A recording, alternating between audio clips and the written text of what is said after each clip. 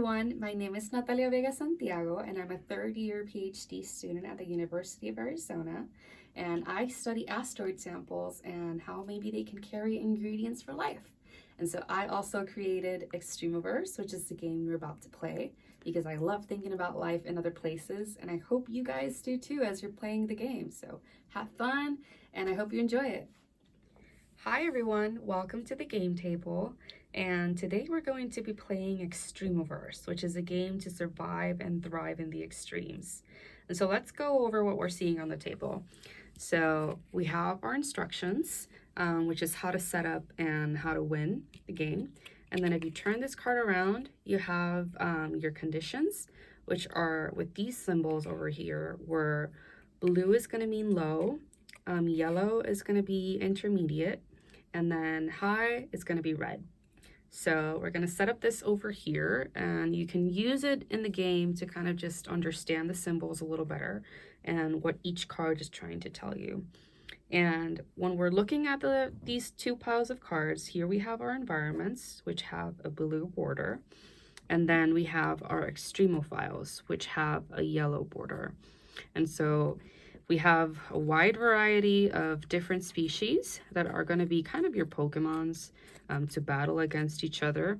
And so the point of the game is to have two players and a dealer kind of help you with setting up the cards. And each player will battle for an environment. And whoever matches the conditions best and is able to kind of thrive and conquer that environment wins some points based on the symbols that they match.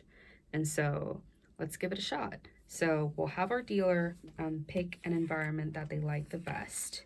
And so there we go, they chose the Martian surface. And then the dealer will be handing off 3 cards to each player. So each player gets a set of cards, and for the purpose of the game, we will be revealing our cards to you so you can see our hand. But remember that when you're playing the game, you want to kind of keep your cards hidden so that the other player doesn't really see your hand. So the point of the game is to imagine, in this case, what the surface of Mars is like. And so I've heard that the surface of Mars is actually pretty cold and it receives a lot of radiation. So I'm going to go ahead and look at my extremophiles, and I'm going to read them carefully. And so I see that we have Dumbo octopus, which likes some levels of salt. It likes very high pressures, and it likes cold temperatures. And so it thrives in deep bodies of water. Then we have our mosquito Colex. This one likes to survive in high altitudes and hot, steamy temperatures. And then we have Radiodurans, which it survives in some levels of acid. It can survive, or it likes low temperatures, so very cold, and high levels of radiation. And so based on my hand, I think I'm going to go with Radiodurans. I think I have a stronger chance of conquering Mars. And so let's see what Lauren picks out.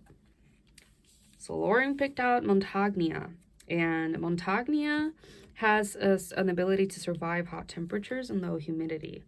So we are going to reveal our conditions of our environment. And let's see about what it tells us about Mars. So it says that it's pretty cold, it has low temperatures, high levels of radiation, and then higher levels of salinity. And when we look at the symbols for our extremophiles, it looks like I have a stronger chance of surviving and conquering Mars, so compared to Montagnia. So I would be likely to survive on the surface of Mars, whereas Montagnia would not like it as much. I get to conquer this card, and so since I am matching 2 symbols, 1, 2, 1, 2, I will go ahead and have 2 points. So you get a point for each symbol that you match. And now we're going to have 2 piles of discarding. So we're going to have our environments here and our extremophiles here.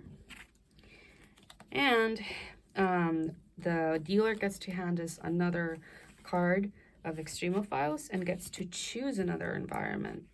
So if we were to play another round, it's the same thing. We would just analyze our extremophiles, see which one is most likely to conquer, and see how many worlds and how many conditions we can survive and conquer in this pretty awesome game. So we hope you learn a lot about extremophiles and can imagine yourself just kind of traveling through the universe, conquering different environments. So thank you.